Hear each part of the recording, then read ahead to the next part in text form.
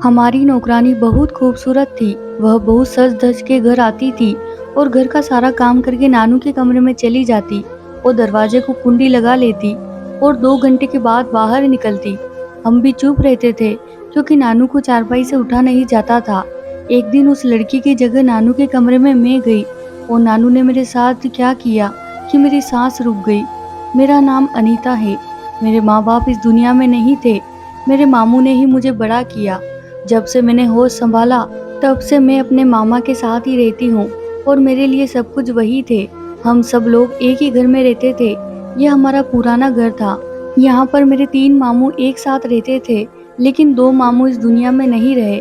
बस मेरे एक मामू ही जिंदा थे जिन्होंने मेरी जिम्मेदारी उठाई।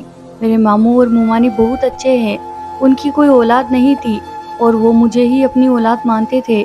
मुझे भी कभी ऐसा महसूस नहीं हुआ कि ये मेरे मामू है। मुझे उनमें अपना बाप नजर आता था। मैं इस घर में मालकिन की तरह रहती थी। मेरे मामू ने मुझे बहुत लाड प्यार से पाला। मेरे मुंह से जो भी फरमाइश निकलती मामू उसे जरूर पूरा करते। मेरे नानू भी जिंदा थे जिनका आदेश इस घर में चलता था। हमारे घर में हर चीज ऑफर जैसी आती थी। नौकर भी थे, दौलत भी थी, लेकिन एक नौकरानी सबसे ज्यादा खूबसूरत थी। उसका नाम सितारा था। वो कहती थी कि मेरा असली नाम तो रेणुका है, लेकिन मैंने अपना नाम सितारा रख लिया क्योंकि मुझे रेणुका नाम अच्छा नहीं लगता। मेरे जैसी हसीन लड़की का नाम तो सितारा ही होना चाहिए था। वो थी तो नौकरानी, लेकिन उसके तेवर किसी महारानी जैसे थे, जैसे बहुत ज्यादा बिगड़ी हुई थी। और उसके पीछे मेरे नानू का हाथ था क्योंकि वह मेरे नानू की चहेती थी। मेरे नानू के सारे काम वही करती। मेरे नानू बिस्तर से उठ भी नहीं पाते थे, इतने बूढ़े थे। उनको खाना खिलाना, दवाई देना, उनके पाँव दबाना, उनके कमरे को साफ करना, जब वो अकेले बैठे हुए हो तो उनके पास बैठकर बातें करना, ये सब उसी के काम थे। मेरे मामू कहते थे कि तुम्हारा क्या फायदा, तुम्हारे नानू का जो उम्र है, तुम्हें उनके पास बैठकर उनसे बातें करनी चाहिए, उनका ख्याल करना चाहिए, उनकी सेवा करनी चाहिए। जब कल को वो इस दुनिया से चले जाएंगे और सारी दौलत उसके नाम कर जाएंगे, ये बहुत ही अहम बात है। मेरे 2 मामू इस दुनिया में नहीं थे, लेकिन उनके बच्चे थे और मामू की कोई औलाद नहीं थी, कोई बेटा तो था नहीं। इसीलिए मामू को बहुत फिक्र थी कि सारी की सारी दौलत पोतों में ही ना बट जाए और मेरे मामू को सिर्फ एक हिस्सा ही मिलेगा और वो एक हिस्सा भी मेरी शादी में गुजर जाएगा। इसीलिए मामू परेशान रहते थे। लेकिन जब मैं नानू के पास बैठती थी तो मुझे बिल्कुल भी अच्छा नहीं लगता था। वो बहुत अजीबोगरीब किस्म की बातें करते थे, किसी को पहचानते तक भी नहीं थे। ऐसे आदमी के साथ बैठकर इंसान क्या करे। सितारा तो उनके पास बैठकर बहुत ज्यादा खुश होती थी। जब सितारा कमरे में होती तो उनके कमरे से हंसने की आवाजें आती थी। एक दिन वो अंदर बैठी थी तो मैं भी अंदर चली गई और सामने का मंजर देखकर मैं हैरान रह गई क्योंकि मेरे नानू के हाथ में ढेर सारे पैसे और वो सितारा को पकड़ा रहे थे। ये पैसे कम से कम भी 25,000 तो लग रहे थे। मैंने कहा कि यह क्या हो रहा है, आप इसको इतने सारे पैसे क्यों दे रहे हैं? तो कहने लगे कि इसकी तनख्वाह है। मैंने भी मौका देखा। मैंने कहा मुझे भी पैसे चाहिए, तो उन्होंने मुझे 500 का नोट पकड़ा दिया। मैंने कहा कि आजकल 500 में आता क्या है, नौकरानी को 25,000 दे रहे हैं, जबकि नौकरानी की तनख्वाह 25,000 नहीं होती और अपनी नातिन के लिए सिर्फ 500 रुपए है। मामू कहते हैं कि उनके पास जाकर बेटा करो, तुम उनसे प्यार नहीं करती। जब उनके ये हालत है तो हम अपना वक्त बर्बाद क्यों करें? कहते हुए मैं बाहर आ गई और अपने मामू से टकरा गई। उन्होंने कहा कि कहाँ से भागती हुई आ रही हो, तुम्हारा ध्यान कहाँ है बेटा, कुछ हुआ है क्या? मैंने उनको सारी बात बता दी तो वो हैरान रह गए और मुझसे पूछने लगे कि तुमने सच में देखा उनको पैसे देते हुए? मैंने कहा कि हाँ, मैंने खुद अपनी आंखों से देखा है। वो उसको पैसे दे रहे थे और कह रहे थे कि उसकी तनख्वाह है। तो मामू ने कहा कि पहली बात तो ये है कि तनख्वाह का वक्त नहीं आया है और आज 13 तारीख है। महीने के बीच में हम किसी भी नौकर को पैसे नहीं देते। और दूसरी बात ये कि सितारा की तनख्वाह हर महीने मैं उसको देता हूँ, जो कि सिर्फ 10,000 है। फिर बाबा ने उसको 25,000 क्यों दिए? मेरे मामू तो जैसे गुस्से में आ गए और नानू के कमरे में चले गए। मैं भी उनकी बातें सुनने लगी। नानू ने कहा कि उस बेचारी के घर में कोई परेशानी थी, उसकी माँ बीमार थी, तो मैंने उसको पैसे दे दिए। अनीता तो बड़ी ही जासूस है, हमारे कमरे में आकर जासूसी करके चली गई और घर में झगड़ा लगा दिया। किसी गरीब को कुछ पैसे दे देंगे तो क्या हो जाएगा? मैं बिस्तर पर बीमार पड़ा हूँ। मैं मरते मरते कोई अच्छा काम कर लूँ तो तुम लोगों को क्या दिक्कत है? तुम लोग क्या चाहते हो कि ये पैसे भी तुम लोगों के मुंह में चले जाए। तुम लोगों से मुझे कोई फायदा है? जब मुझे जरूरत होती है, जब मेरा दिल भारी होता है, मुझे किसी से बात करनी होती है, तो ना तो तुम मेरे पास आकर बैठते हो और ना ही अनीता। तो फिर मैं क्या करूं? मामू तो शर्मिंदा ही हो गए। उन्होंने कहा कि अनीता बेटा, बुरी बात होती है, आगे से नानू के कमरे में जाओगी तो इधर उधर की बातें मत करना। और उसकी माँ बीमार थी, इसीलिए उसे पैसे दिए गए। मामू काफी परेशान भी लग रहे थे और गुस्से में भी लग रहे थे, क्योंकि उनकी बेइज्जती हो गई। फिर वह अपने कमरे में चले गए। लेकिन कुछ दिन बाद मामू ने मुझे एक और बात बताई, जिसे सुनकर मैं और मामू दोनों हैरान रह गए। मामू ने कहा कि तुम्हें एक बात बतानी है और उसके बाद से तुम्हें इस घर का बहुत ज्यादा ख्याल रखना है। पता नहीं ऐसी कौन सी बात है। मैंने कहा ठीक है। मामू ने मुझे बताया कि सितारा जरूर कोई चाल चल रही है। वो बाबा के सामने झूठ बोल बोल कर उनसे पैसे खींच रही है, क्योंकि कल ही मुझे उसका छोटा भाई गली में मिला। मैंने उससे पूछा कि तुम्हारी माँ बीमार थी, अब कैसी है? तो कहने लगा कि आप अजीब बातें कर रहे हैं, मेरी माँ को दुनिया से गए हुए 4 साल हो गए हैं। यह बात सुनकर मैं हैरान रह गया। उसने बाबा से अपनी माँ की बीमारी का झूठा बोला, जबकि उसकी माँ इस दुनिया में नहीं थी। मामू ने कहा कि ये लड़की बहुत चालाक है, इसलिए मैं तुम्हें यह सब बता रहा हूँ। तुम बाबा की तरफ ध्यान रखना, दूसरा उसके ऊपर नजर रखना। एक दिन मेरे घर मेरी दोस्त आई। हमारे घर में दौलत की कमी नहीं थी। मेरी दोस्त भी शायद इसी वजह से मुझसे दोस्ती रखती थी। घर आती थी और उसे अच्छा खाना मिलता था, चीजें मिलती थी। वापसी पर उसके किराए भी मैं दे दिया करती थी। वो घर आई तो सितारा को देखकर कहने लगी कि ये कौन है? मैंने कहा कि नौकरानी है। तो वो कहने लगी, कैसी बातें कर रही हो, नौकरानी? और ये इसने जो सूट पहना है वो 10,000 का है। मैं हैरान हो गई। मैंने कहा कि सच्ची? तो उसने मुझे तुरंत इंटरनेट से देखकर बताया कि ये सूट 10,000 का है। ऊपर से आजकल नया नया आया है, बहुत कम लोग हैं जिन्होंने इसको खरीदा है। तुम्हारे घर की नौकरानी ने 10,000 का सूट पहना है और तुम्हें पता भी नहीं। ये सूट तो तुम्हें पहनना चाहिए था। मुझे तो ये देखकर आंख लग गई कि हमारे घर की नौकरानी इतने महंगे महंगे कपड़े पहन के आ रही है। वो सारे घर में ऐसे रहती है जैसे इस घर की मालकिन हो। सारे घर के काम नहीं करती। इसको सिर्फ खाना बनाने का काम ही कहा जाता है। सिर्फ किचन का काम उसे करना होता है। खाना अच्छा बनाती है और खाना बनाते ही नानू के कमरे में चली जाती थी। एक दिन वो नानू के कमरे में ही थी। हंसने की आवाजें आ रही थी। मैंने कहा कि मैं भी तो जरा देखूं किस बात पर हंसी आ रही है। कहीं नानू उस पर नोट तो नहीं लुटा रहे हैं और ये लेती जा रही हो। मैंने दरवाजा खोलने की कोशिश की। मुझे दस्तक देने की कोई जरूरत नहीं थी। ये मेरा अपना घर था, मैं इस घर की मालकिन थी। लेकिन यह देखकर मेरे कदमों तले से जमीन निकल गई कि दरवाजा अंदर से बंद था। दरवाजा खुला ही नहीं और वो हंसने में इतने बिजी थे कि उनको पता ही नहीं चला कि मैंने दरवाजा खोलने की कोशिश की है। मैंने फौरन मामू को कॉल की और ये सब कुछ बता दिया। मामू भी हैरान रह गए और कहने लगे कि पता नहीं इस घर में क्या हो रहा है, कहीं कुछ ऐसा तो नहीं हो रहा जिसकी वजह से हम पर कोई मुसीबत आ जाए। सितारा दिन ब दिन हमारे सर पर सवार होती जा रही थी। उसके तौर तरीके, उसकी हरकतें, उसके घर में सर उठाकर घूमने का अंदाज, उसके पास ऐसा कोई राज था जिसके बारे में हमें पता नहीं था। उसने कुछ ऐसा कर लिया था कि अब उसको किसी बात का डर नहीं था। वो हमारे सामने दंदनाती फिरती थी। अब तो वो हमारी बात भी नहीं मानती थी। एक बार मैं जूस का गिलास पकड़कर जा रही थी कि मेरे हाथ से गिलास गिरकर टूट गया और जूस जमीन पर गिर गया। मैंने उससे कहा कि ये साफ कर दो। वो किचन में खड़ी खाना बना रही थी। कहने लगी, ये किनारे ये कपड़ा पड़ा है, साफ कर लो। भला कौन सी नौकरानी आपको यह कहती है कि अपना काम खुद कर लो, जबकि आपने उसको काम पर रखा हुआ है और आप उसको पैसे भी दे रहे हैं। मुझे गुस्सा आ गया। मेरी सितारा से लड़ाई हो गई। मैंने कहा कि नौकर हो, नौकर बन के रहो, मालिक बनने की जरूरत नहीं है। मैंने तुम्हें काम करने को कहा है, तुम मुझे आगे से बातें सुना रही हो। उठाओ वो कपड़ा और खुद ये सारी गंदगी साफ करो। तो कहने लगी कि मैं खाना बना रही हूँ, मेरा काम खाना बनाना है। जो गलती खुद की है उसको खुद ही सही करो। वो मेरे साथ जिद करने लगी। उसने वो साफ ही नहीं किया। फिर बाहर से माली बाबा अंदर आए तो उन्होंने देखा कि गंद पड़ा है। उन्होंने वो साफ कर दिया, जबकि ये काम उनका नहीं था। मैंने भी नहीं किया क्योंकि मुझे भी गुस्सा आ गया था। मैंने यह बात मामू को बताई और कहा कि इसको नौकरी से निकाल दे। मामू ने कहा, ठीक कहती हो, इसे नौकरी से निकाल देना चाहिए। मामू ने अगले ही दिन उसको इस महीने का अगले महीने का भी तनख्वाह दे दिए कि बिना बताए निकाल रहे हैं, इसीलिए अगले महीने की तनख्वाह भी तुम्हें दे रहे हैं। अब वो जाने के बजाय किसी तरह मेरे नानू के कमरे में जाने की कोशिश कर रही थी कि मैं उनसे मिल के चली जाऊंगी। तो मैंने कहा वो सो रहे हैं, जबकि वो सो नहीं रहे थे। कहने लगी, अच्छा मेरी कोई चीज वहाँ पड़ी है। मैंने कहा कि मुझे बताओ क्या चीज पड़ी है, मैं ले आती हूँ। तो कहने लगी, नहीं मुझसे कोई गलती हो गई है, कुछ नहीं पड़ा, बल्कि ये कोशिश कर रही थी कि वो किसी तरह कमरे में जाए। लेकिन हम मामू भांजी को भी उसकी हरकतों का पता चल गया था, इसीलिए हम उसके सामने खड़े हो गए थे।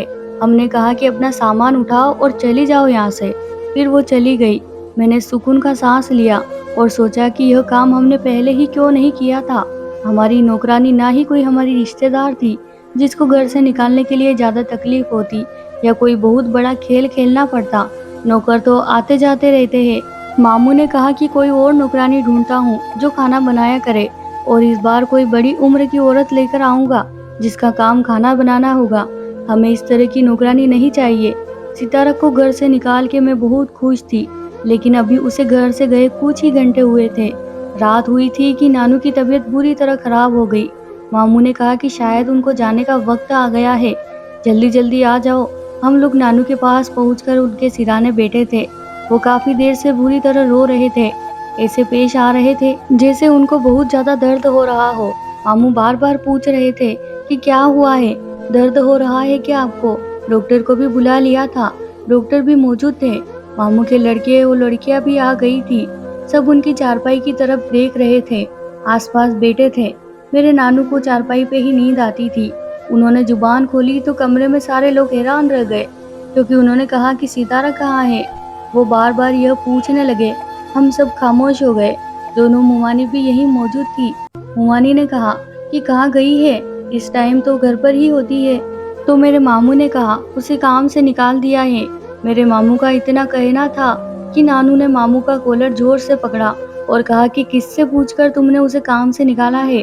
हम सब लोग हैरान रह गए कि नौकर से आपको क्या मतलब है? आपको कोई परेशानी है तो आप डॉक्टर को बताएं, डॉक्टर खड़ा है। वो कहने लगे, डॉक्टर की नहीं, मुझे सितारा की जरूरत है। यह बात सुनकर सबने कानों को हाथ लगा लिया। नानू कैसी बातें कर रहे थे, ये मरते मरते क्या कह रहे थे? उन्होंने इतना शोर मचा रखा था, रात के 12 बज रहे थे और उन्होंने एक ही शोर मचाया हुआ था कि सितारा को लेकर आओ। मजबूरी में मेरे मामू को जाना पड़ा और उसको उसके घर से लेकर आए। मामू ने वापस आकर बताया कि वह बहुत तेवर दिखा रही थी, कह रही थी कि मैं तो नहीं आऊंगी, तुम्हारा बाप मर रहा है तो मुझे लेने के लिए आ गए हो। बहुत बुरी हरकतें कर रही थी। उसके आने की देर थी कि नानू बिल्कुल ठीक हो गए। वो नानू का हाथ पकड़कर बैठ गई। सारे घर वाले हैरान रह गए और कहने लगे कि घर में हो क्या रहा है, इस औरत को यहाँ से निकालो। मेरे मामू ने कहा कि इसको निकाल दिया था, लेकिन फिर जो हुआ वो तुम सबके सामने है। अब तुम ही बताओ कि हम सब क्या करें। मैं तो परेशान हूँ, क्या करूँ। नानू के सामने मामू ने अपना इज्जत भी खराब कर लिया।